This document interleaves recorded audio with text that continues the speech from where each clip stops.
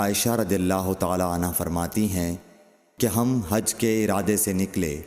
جب ہم مقام صرف میں پہنچے تو میں حائضہ ہو گئی اور اس رنج میں رونے لگی کہ رسول اللہ صلی اللہ علیہ وسلم تشریف لائے۔ آپ نے پوچھا تمہیں کیا ہو گیا ہے؟ کیا حائضہ ہو گئی ہو؟ میں نے کہا ہاں۔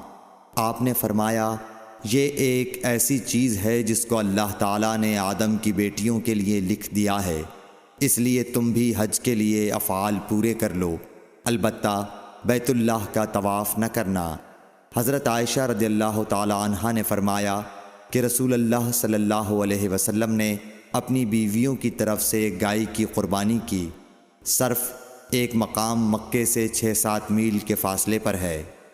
صحیح بخاری حدیث نمبر 294۔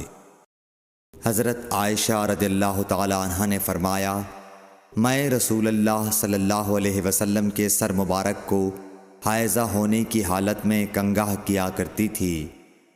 صحیح بخاری حدیث نمبر 295۔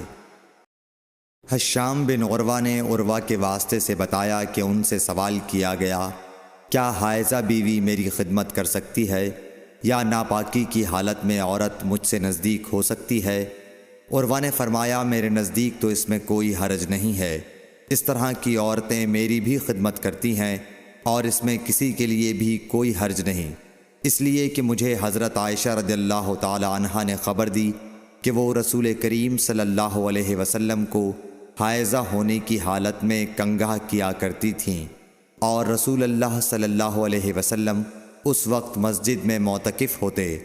آپ اپنا سر مبارک قریب کر دیتے اور حضرت عائشہ رضی اللہ تعالی عنہا اپنے حجرے ہی سے کنگھا کر دیتی حالانکہ وہ حائضہ ہوتیں۔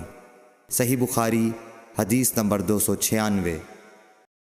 حضرت عائشہ رضی اللہ تعالی عنہا نے بیان کیا کہ نبی کریم صلی اللہ علیہ وسلم میری گود میں سر رکھ کر قرآن مجید پڑھتے حالانکہ میں اس وقت حیض والی ہوتی تھی۔